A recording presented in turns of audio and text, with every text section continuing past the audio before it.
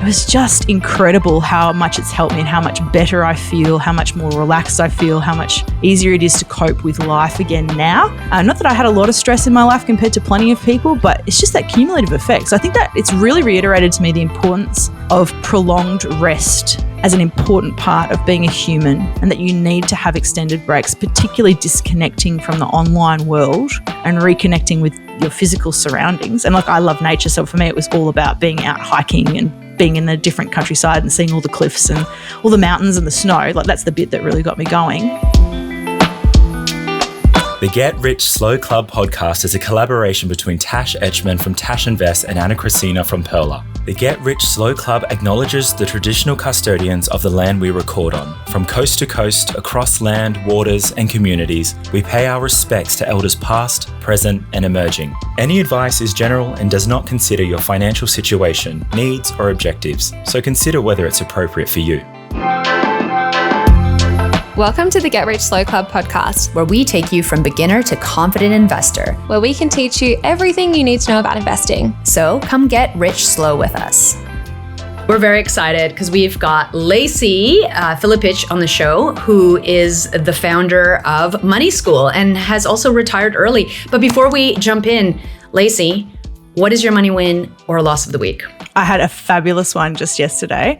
I love curbside collection. I don't know if it happens all over Australia, but in Perth, we put out unused furniture on the verge, and we were about to go and buy this IKEA bookshelf for my child, and just around the corner from our house, someone turfed one in perfect condition. So I just saved myself about $130. Knocked on the door first to check that it wasn't going to someone else, but I'm so excited because I love recycling for that sort of stuff. Amazing. How exciting. Massive win. I've done that quite a bit with like just random furniture for the kids' rooms, because it's like they're going to bust it up so badly anyways, and we'll get nice furniture when they're a bit older, but what a total win. I hate the mental struggle when you see something cool on the side of the road and you're like, oh, should I stop? Do I get it? You drive past and you come back and it's gone. We've had that a few times. Yeah. Well, there was a good coffee table there too, and I was like, it's too big. We won't get it. And I was like, if it's still there when I come back, I'll get it. It wasn't there. Not meant to be. That's what I'm taking it as. Not meant to be. I like that. Yeah. Yeah. What's yours, Anna? Oh, mine's also a kid one, actually. I've talked about this a few times. We're going on holidays. I'm really prepping for it a couple months in advance. It'll be summer in Europe. And so I'm getting all the deals on things because it's now going into winter here in Australia. So I'm like, oh yeah, summer hats, like for $8, towels and kid stuff for blah, blah, blah. My kids have been growing out of their stuff anyway, so I'm getting it like extra big so they can use it for summer next year. But yay for buying things out of season. Lots of ugly stuff that I would never buy anyways, but lots of good deals. So just thinking ahead. Yeah. What about you, Tash? I went to Grilled on Monday and we ordered the Oscar Piastri burger, but just the burger. And they gave us the full meal. So we got the chips, the dip and the drink for free. Was it an accident or how did that happen? Well, yeah, on our order, it just had like the burger, but then we got the full on like boxes with the meals. So yay for getting an extra $10 of food for free. And we sat there for a little while and looked around and we were like, are they going to take it back away from us? But no, it was ours. Yeah, win. I love extra food.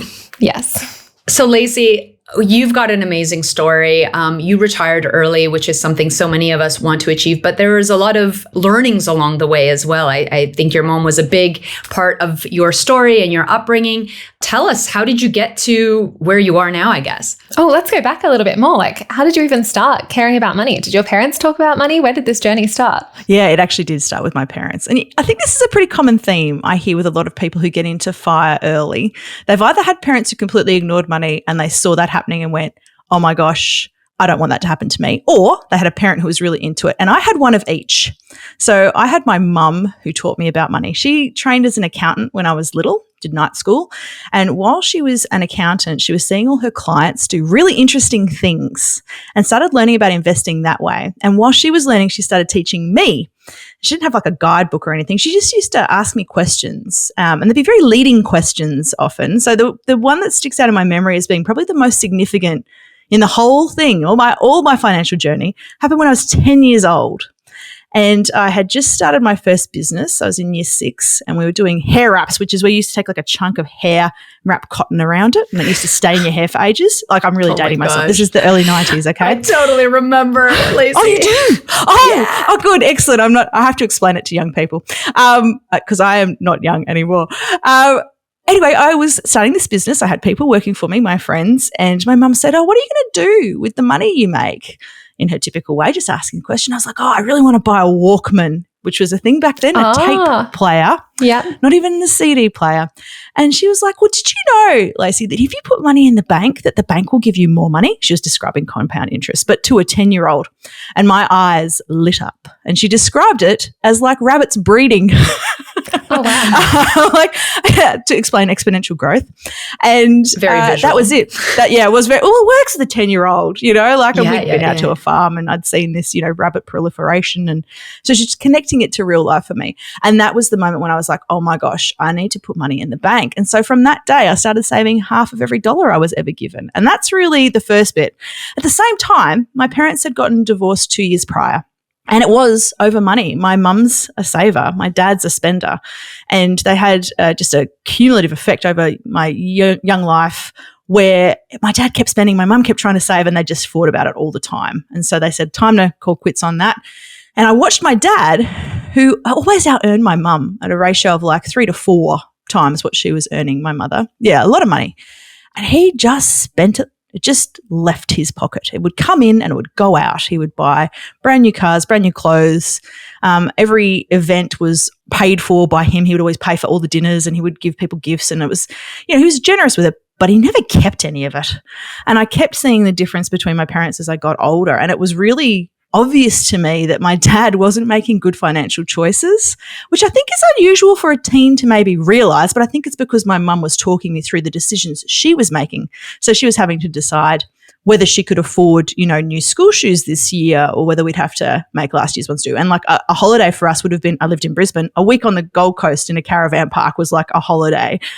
We didn't have a lot of extra money. I never felt like I didn't have a lot of money. Like I never felt poor. It's only in retrospect that I realized we probably were because I always felt safe and loved. But hearing her reason through those things and then seeing my dad just buy new stuff, I was like, you're insane. What are you doing? And so that was a really interesting, I often describe it as rich mum, poor dad, because even though my dad made a lot more money, he's ended up really poor, whereas my mum got to financial independence. I feel like that could be a book title. I kind of had that with my grandparents. Like I had the rich grandparents and the poor grandparents, and it was kind of similar where you could see the very stark differences of one was always spending and the others were always very frugal. And it's easy to kind of compare when you've got those two examples, but harder if you kind of don't get to see that as early on. Exactly. It's also just so remarkable to see your mom have those conversations with you, Tash has talked about how her parents had those conversations. My parents less so, is more about saving, less about the investing side, but it has such a huge compounding effect if you're able to have good money habits from the beginning.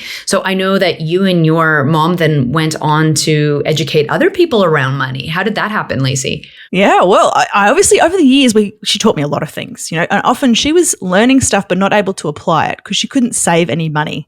She's a single mum raising 2 girls. She honestly couldn't start saving until her late 40s. So she wasn't actually doing the stuff, but we were learning together. We would read, and look, I'm not recommending this book because the guy who wrote it is clearly insane, but Rich Dad, Poor Dad was the first book she gave me. There's some good stuff in it, but please don't follow him on social media, anyone. The man's mental.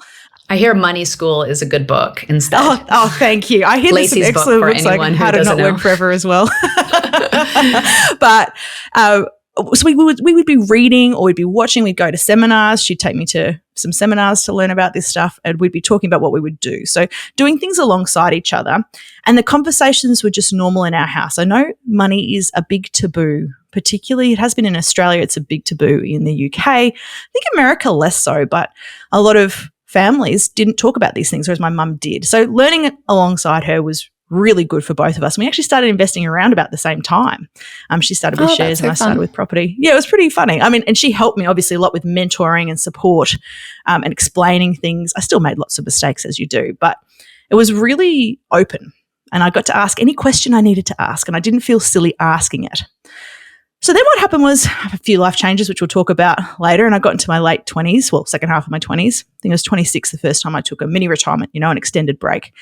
And my friends were like, how come you can take 6 months off work? Like, if I did that, I would be homeless. What are you doing? And I'd be like, well, I've saved and I've been investing. What are you doing? And they'd talk about their credit cards and their car loans and how if they weren't working within a month, they would have real serious issues.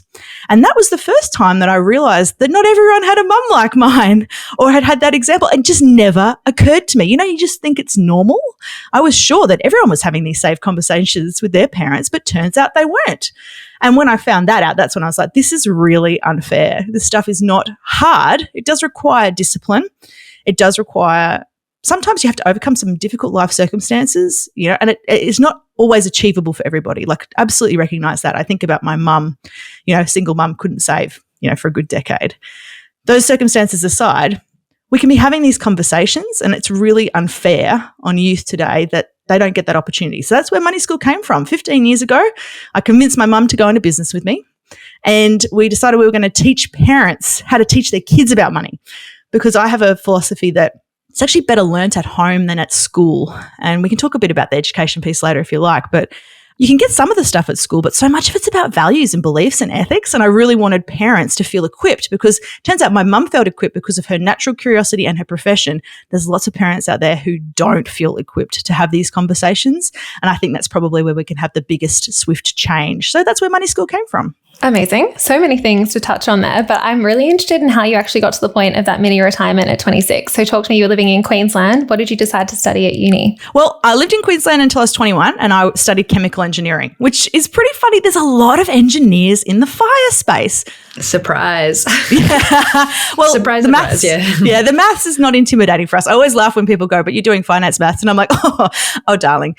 When you have done calculus, honestly, not the same. This is not intimidating. This is algebra, which sounds I'm a bit of an arsehole for saying that, I know. But anyway, the point being the maths is not intimidating. I think engineers are very focused on waste reduction. We are obsessed with not wasting materials and resources and not having to rework stuff. It's the natural part of our profession to reduce waste. And I think it's very logical that we then apply that to our lives, this idea of if I'm going to spend my time to earn some money, then if I waste the money, then I've wasted my time. That's a very logical thing for a lot of engineers to go, oh yeah, and we're not known for our fashion sense or anything, so we don't spend a lot of money on that sort of stuff. But on average, I'm sure there's some fashionable engineers out there, not me. And so I studied engineering, got into that profession, moved to Western Australia when I was 21 to Kalgoorlie, the nation's red light district. Yeah, it was an education. It's a place. Yeah, it was different after my private girls' school, Sandstone University upbringing to come to Kalgoorlie. And yeah, I learned a lot. We'll put that diplomatically. And I found a profession that I really loved. I really enjoyed engineering, and I got into business improvement, which is about how to make more tons without spending any more money. So not the side of consulting where you fire everybody. It's the side of consulting where you try and maximize what we call asset utilization, get more out of what you've got. Exactly. And I loved it. I loved this job. And I was getting flown to different sites because I have a natural inclination for it. Turns out it's a pretty specific skill, but I worked myself too hard. I had 18 months without a break. And, in your mid-20s, you think you're invincible. I really was like, just keep going. I wasn't eating well. I wasn't exercising enough. Just work all the time. And I hit a wall. It turns out I caught a virus, though I didn't know that until a year later. But it had me in bed for 5 weeks. I got floored as my first brush with, oh my gosh, I'm not invincible. This body needs to be looked after. So that was the first thing that happened. So after that, I took 3 months off and went to South America. So that's my first mini retirement, but I didn't know that's what they were called. Point? When did you start investing? Were you still saving 50% of everything that you earned? Did you carry that through? I've missed a lot here, haven't I? Yes, I did. I kept saving. How did you afford that? Okay. Yeah. So what happened was I started saving half of every dollar when I was 10. So I did that through my whole career. 50% savings rate. Straight up. For anyone who's listening that's a huge, and that's such a great starting point, right? So many people will have their first job and be like, I'll just do 5%, if that, right? You're already thinking about it. So yeah. And because I had been doing that for 11 years before I got my first full-time wage, it just was automatic for me to just keep saving. So you kept saving 50%? Yeah. And often I'd be plowing that into investing. So I'd be buying property. So I bought my first property when I was in my second year of university. So I was 19 years old. Now, this will tell you a bit about the bank lending laws back there. I don't know if it'd be easy anymore. But engineers, we used to have to work on our holidays. And so I could get like an engineering job. And back then it was $800 a week, which is actually higher than a lot of people's wages for my 12 weeks. And I only needed 2 months of pay slips to get a mortgage. So I just timed my mortgage application for my Christmas holidays when I was earning $800 a week. So yeah, I don't think you get away with it now. Or maybe you would. We'll see. But yeah, 19, second year of uni, all my lecturers thought I was insane. The only people who were supportive with my parents, both my mum and my dad, were like, this is great, you should go for it. So I bought an ugly 2-bedroom unit. I cried when I finally got the keys because all brown roof, brown carpets, brown walls. It was hideous. But my darling father helped me do it up. And that was my first experience. And I lived in that apartment for 2 years doing my second half of my uni degree and rented out the second room. And it was actually cheaper at that time, just to give people an idea of the costs. My friends who were all in share houses were paying about $100 a week for a room in a 4-bedroom house. So 4 people paying $100 a week. My mortgage was $110 a week and I could rent out the second room for $90 a week. So actually it was cheaper for me to own that property. The only reason that I could do that, I got a very good deal on the property. It was listed at 130 and I got it for 103. I had a big deposit saved, which is where the saving helps. And I did have some support from my family and the first homeowner grant to make that even bigger. So I had saved like 2/3 of it, and then I got the first homeowners grant and basically an advance on inheritance from my grandparents. So I got that instead of some money towards a car, because they were going to buy me a car, I think, at some point. I kept my very crappy old Mitsubishi Magna instead and said, can I have that for this deposit? And they were happy to support that. And of course, the lending laws were just different back then. So I didn't need a guarantor. It was just me. I knew the bank manager. He was actually one of my friend's boyfriends. So he helped me, like, put in a very convincing application. And that was how I got the first property. And my timing, I was just insanely lucky. I got in like November 2001 and property prices doubled in the next year. So that $100,000 property was worth $200,000 like a year later. Now that is a rare thing to happen. I was just very fortunate, but immediately got some equity, right? So that equity then helped me buy more properties. So I bought my next 2 properties at 21 and 23.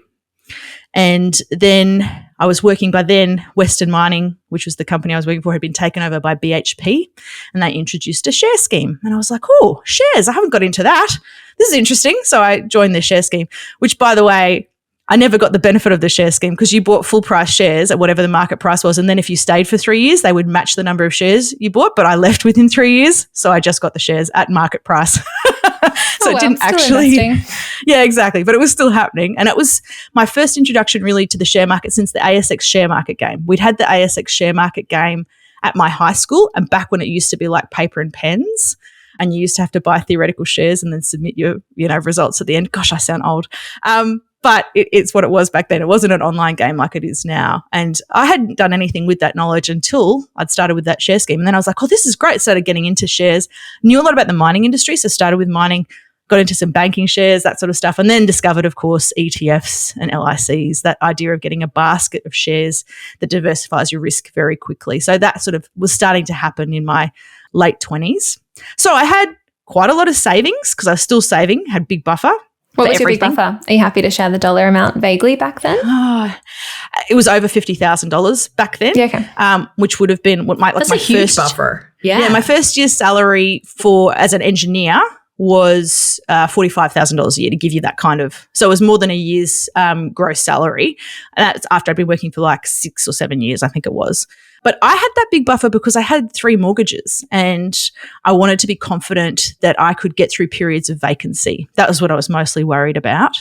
And I wanted to make sure that I had enough money if I lost my job or something like that I'd be able to get through. Or, for example, when I moved to Kalgoorlie, I owned a Toyota Hilux Surf and the head cracked the first month I was there. My entire paycheck went on replacing the head of this.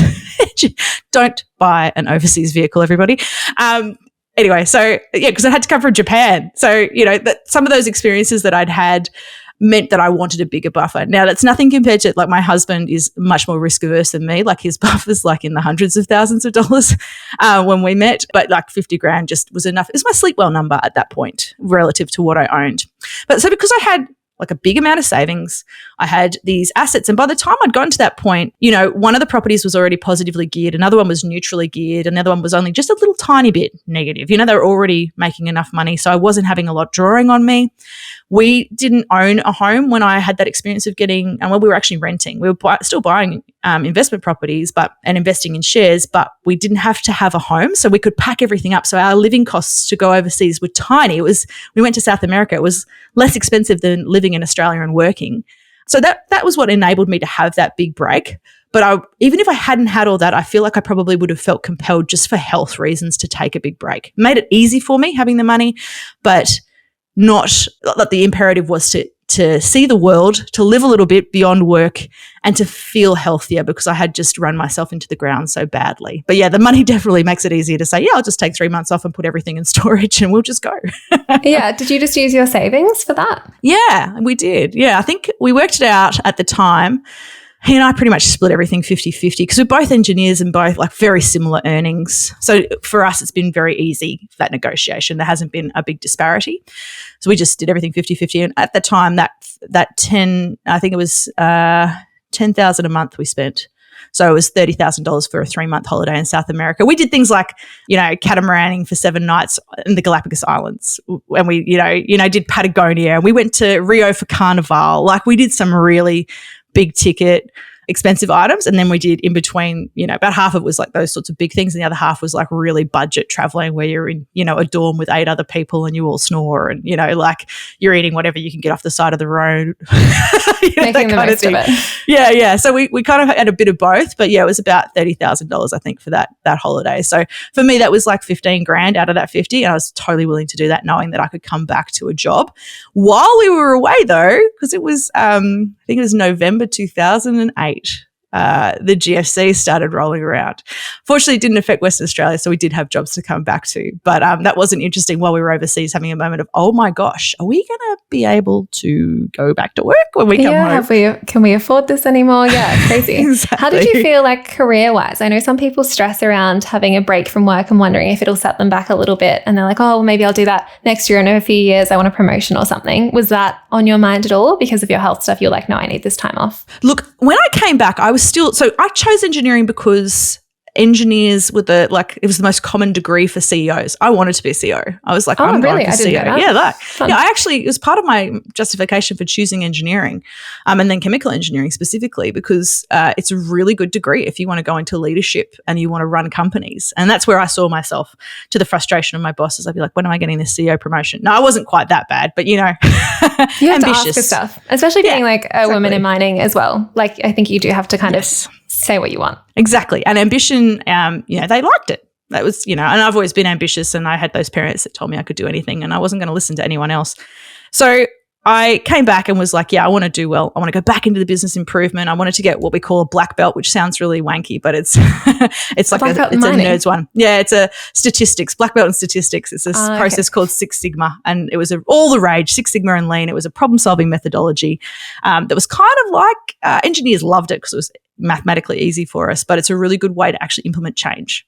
Very effective. So that bit about the asset utilization was the thing I'd found. And I'm really I'm really good at it. It's just something that I nail, and people suck at it on average. Like I ended up working with the consultants who came in and taught me these skills, and I'm the only one they've headhunted for that in 10 years. Like, it's just not a natural skill set for employees, but turns out I'm good at it.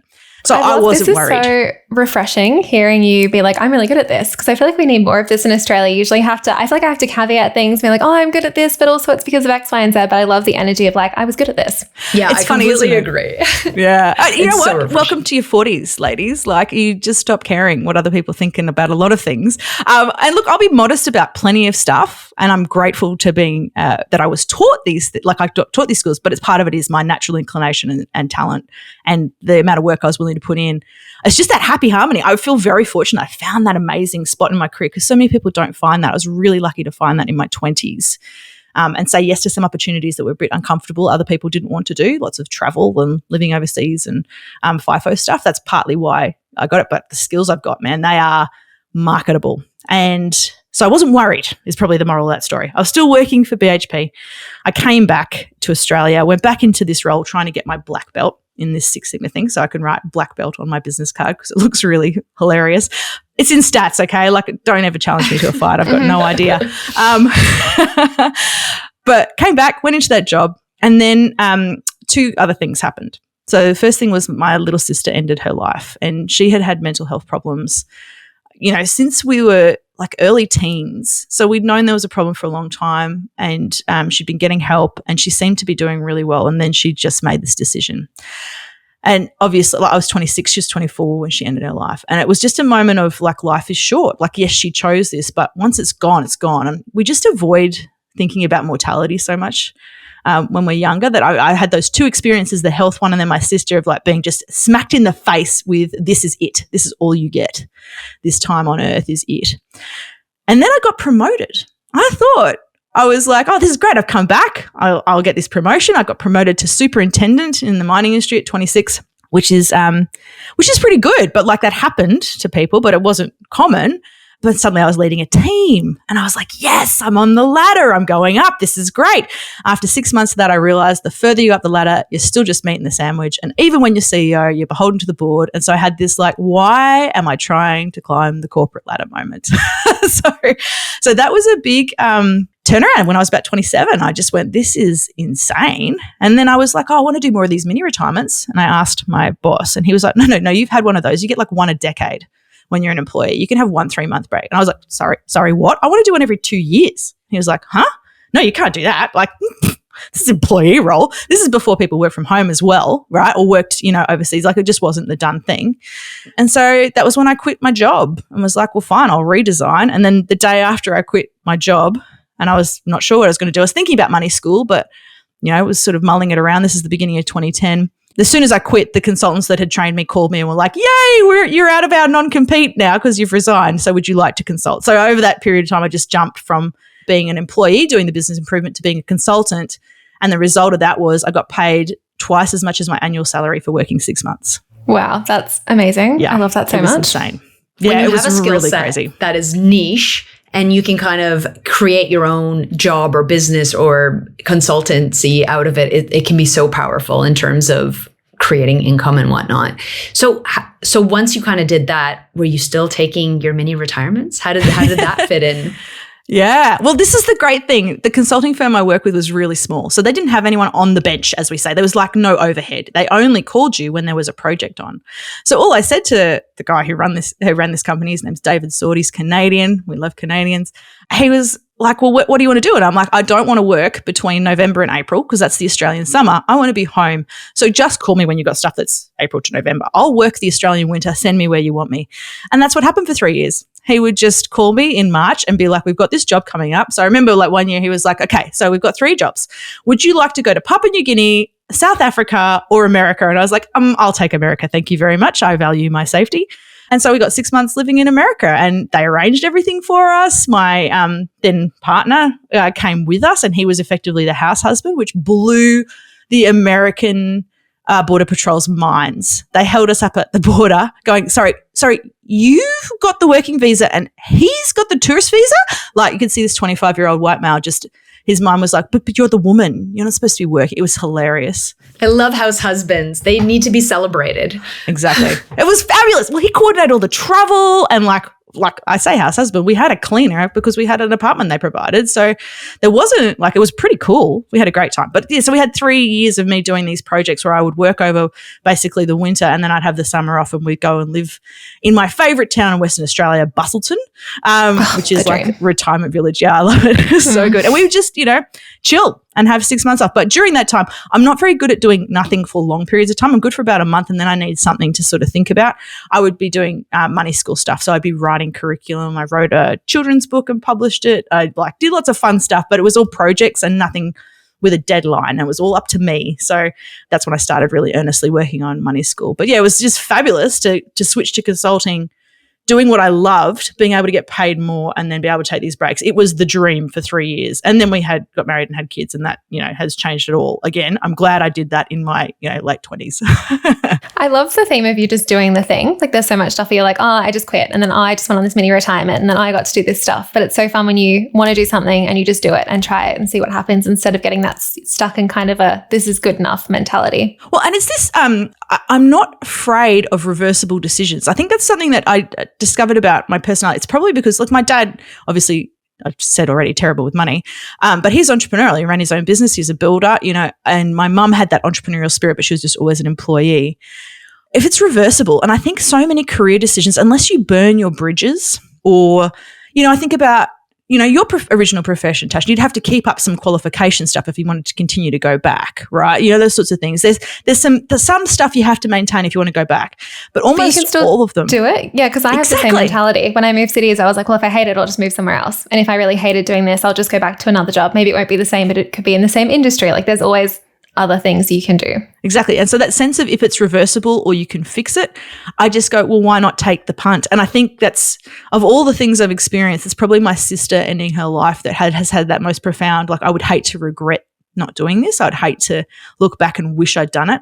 And I'm so glad I did these things when I was young before kids. Like, it's so much harder the older I get to uproot yourself, to really do a big change. And, that's a major reason why we didn't have a mini retirement until last year. I've been 10 years of not actually having a proper, what I would call a mini retirement, where no one works, no one goes to school. We have a complete break from real life, if you like.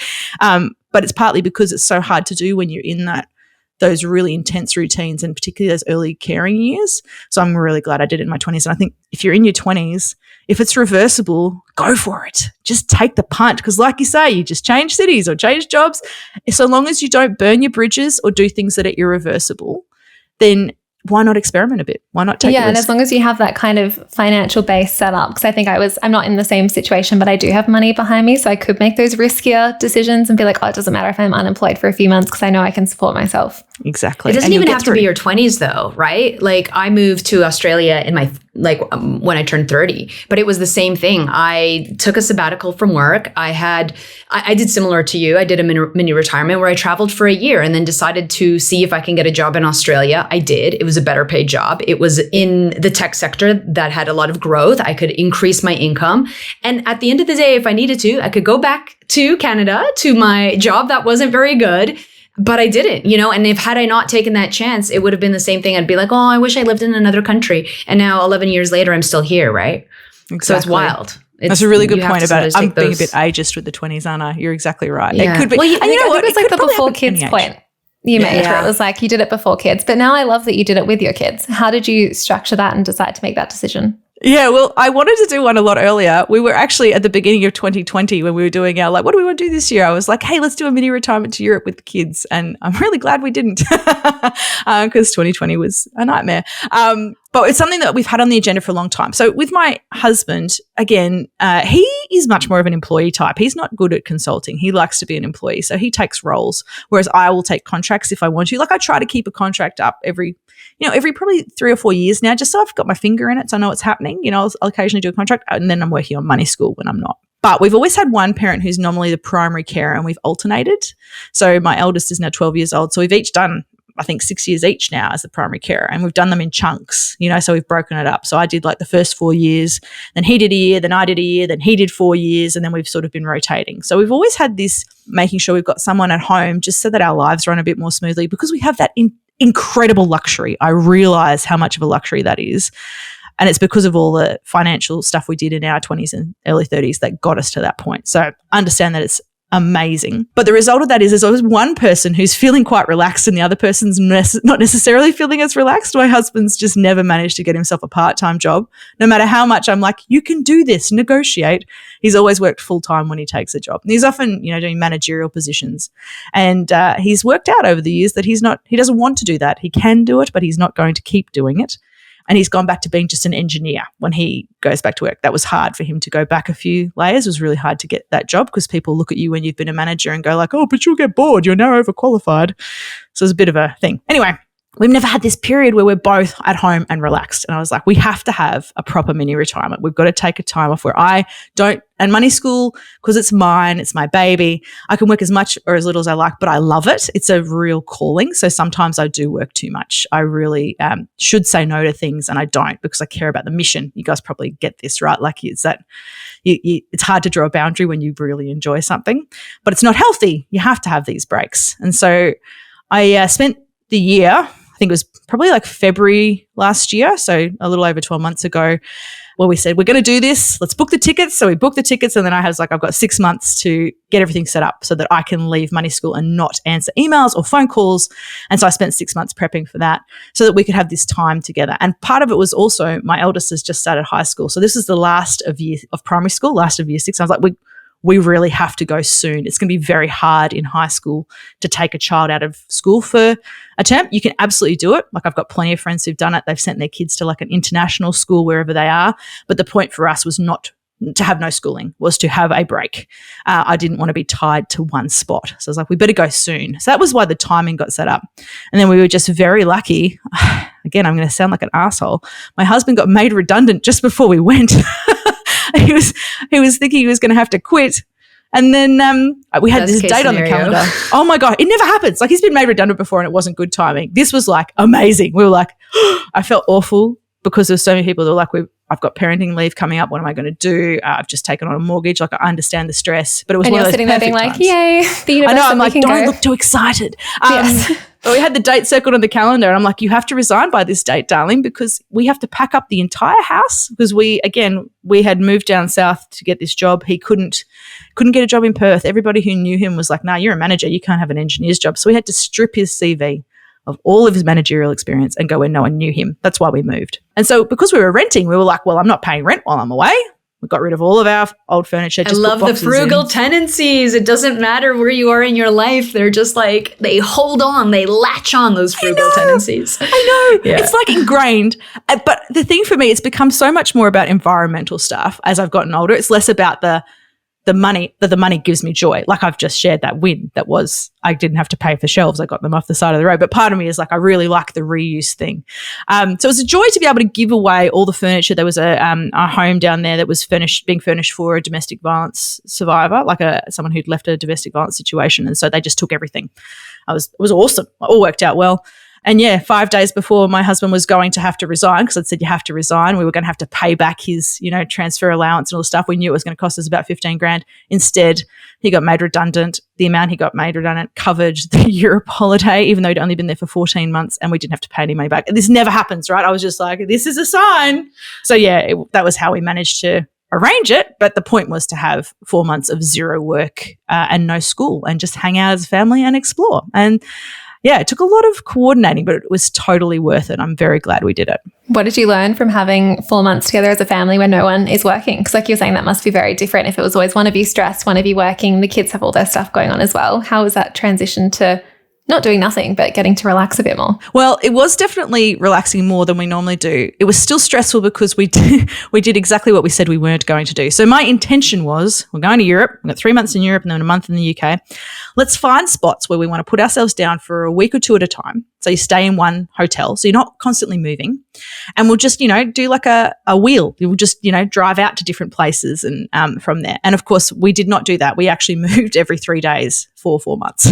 Yeah, that's a lot. Yeah, so we stayed in, I counted up 43 different places in that trip. So totally self-inflicted stress, but that was the stress. And it was very in the moment stress. It was very like, we have to leave our accommodation tomorrow. Where are we going next? We better Google, we better find something. But because we went in off season, it was much less stress. Because we went, we left in mid-September and came back in mid-January. It's the winter. It's totally different from your experience, I imagine, Anna, where you got to go because you're going in the summer, right? You've got to plan. We didn't have to. It was just very much, you still had the stress of you're in places that where English isn't the first language, though of course it's Europe, so like everyone does speak English eventually. But you don't know where you're going. Google's not entirely reliable because there's these landslides and you have to turn around. So there's all that sort of like in the moment stress, but it was very much in the moment. Like that experience of just worrying about what am I doing today? Where am I going? Where do we want to go next? Was just totally different from existential dilemmas like, where do I want to go with money school, and should I take this non-executive director role, and how are my children performing? It was just a totally different type of stress. And even that was just an amazing switch. My brain, because I also did not take my computer and I took all my apps off my phone. I just had WhatsApp for comms with family and friends. And I gave the person who was watching the money school email, I was like, you can text me if you've got a problem. She only texted me once. So I just deliberately engineered it so I couldn't get distracted. And without news, without social media, my brain just got a whole reset. It took about 2 months. For about 2 months, I was like reaching every time there was a quiet moment, reaching for my phone to play Sudoku on this occasion. But, like you do, to fill in the blank.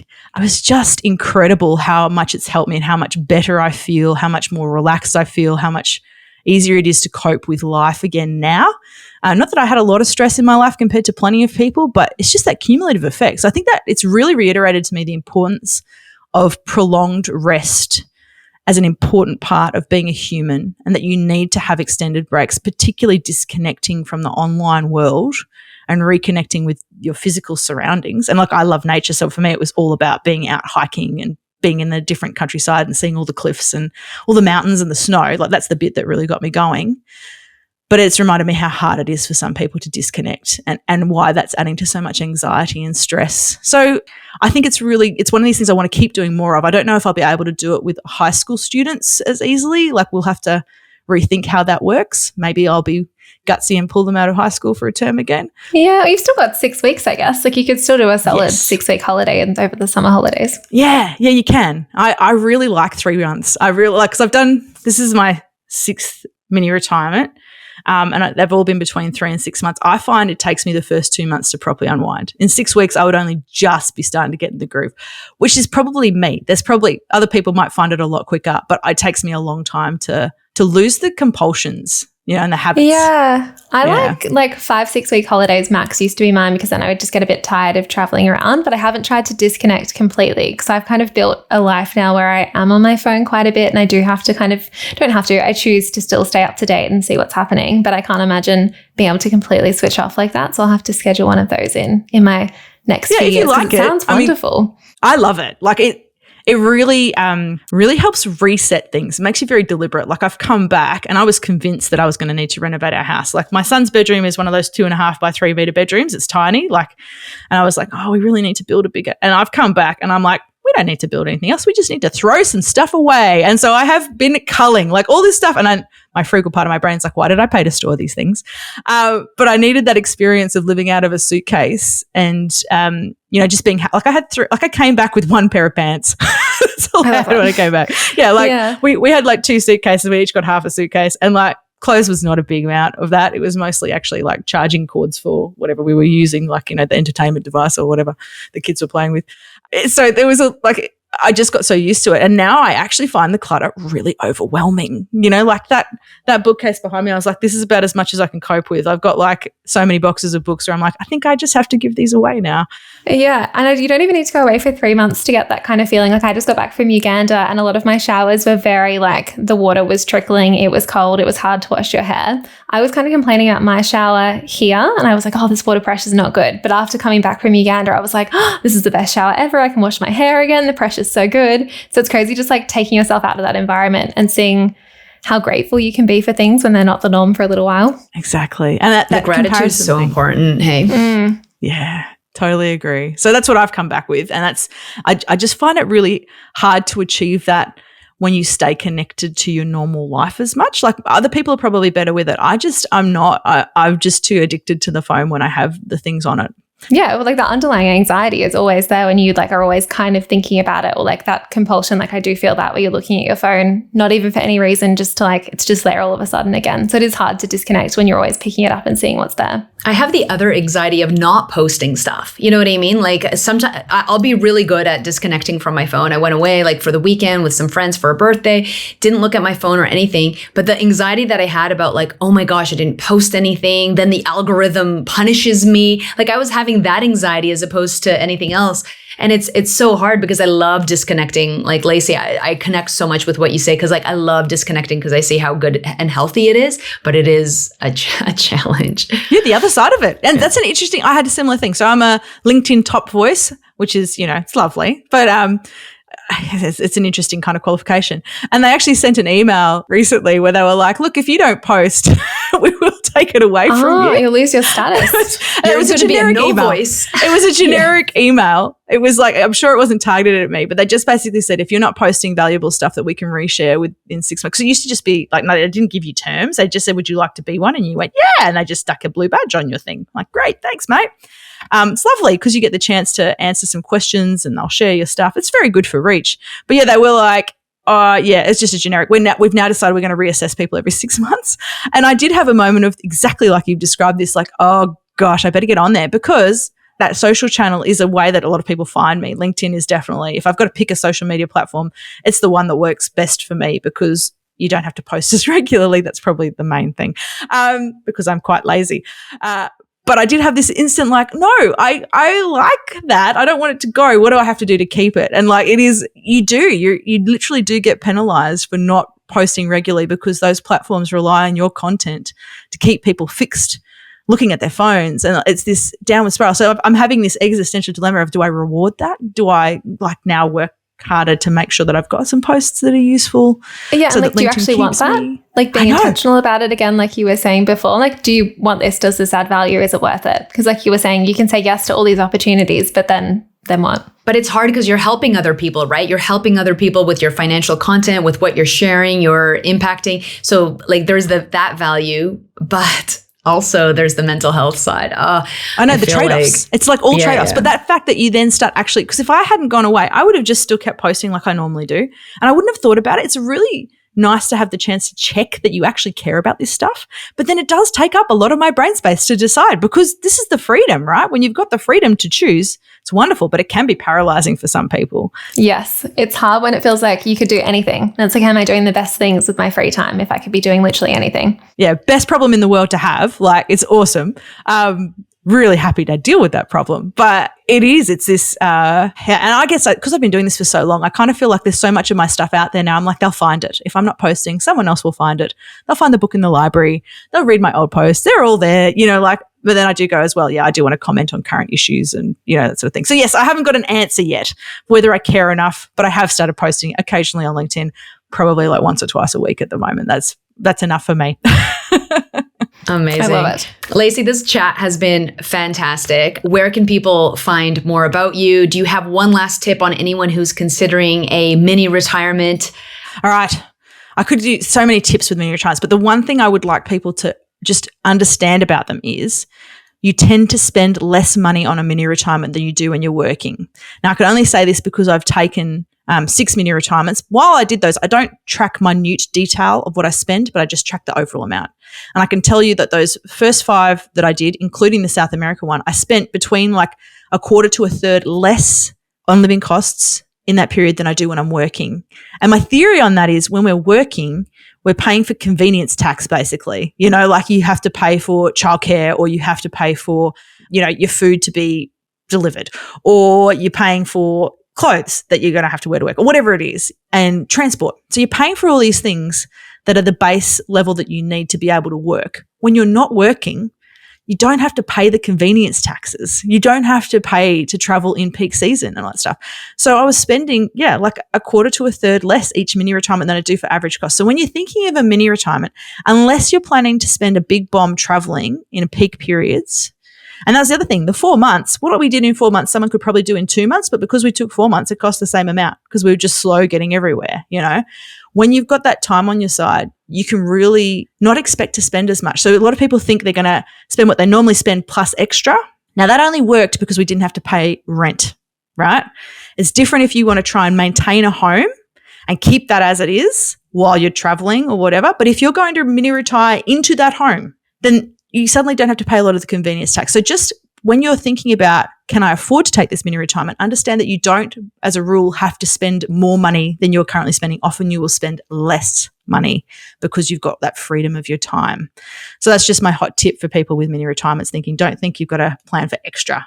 you can plan for the same amount or slightly less. Yeah. And there's always It's other so options true. too. Like you could rent out or put it on Airbnb, like do something where you can rent out your home for those few months. Yeah, if you're I willing love to that. do it, it's great. And if you can take I mean, we had the advantage of we had tenants that had been in our house for 18 months. So just lucky because we'd moved down south, worked out for us. But that being opportunistic about it, I think there was quite a few people who got made redundant in the same swathe that my husband got made redundant in, that went, oh, this is my chance, and did very similar stuff, went for 3-month holidays. So having that plan, what would I do if this circumstance changed? Like even just a little, note of paper somewhere in a drawer, that you're like, what would I do if I got made redundant or if this opportunity happened, so that you can leap on it, I think is probably also worth doing. See, there's 2 tips. Sorry, I was supposed to only give 1. I love that. We love the tips. Thanks so much, Lacey. Where can people find you? Best place to go is moneyschool.net.au. And I've just mentioned I hang out on LinkedIn. Don't go there for anything that needs to be answered within a week. But if if you're happy to wait a while, please, connect with me on LinkedIn or follow me. And occasionally I'll post something useful so that LinkedIn keeps me as a top voice. Amazing. Yeah, thank you. Thank you. Thanks so much for joining us. If you found this episode helpful, please rate us 5 stars, write a review, or share with a friend. If you're new to investing, make sure to listen to our first 10 episodes. Follow us at Get Rich Slow Club or Tash at Tash Invest or me at Ana Cristina. This show was brought to you by Natasha Etchman, who is an authorized representative 1299881 of Guideway Financial Services, AFSL 420367, and Perla, who is an authorized representative 1281540 of Sanlam Private Wealth, AFSL 337927. Knowledge is power, especially when it comes to investing. So make sure you check out our financial services guides and read the product disclosure statement and target market determination for any investments you're considering. See our show notes for more info.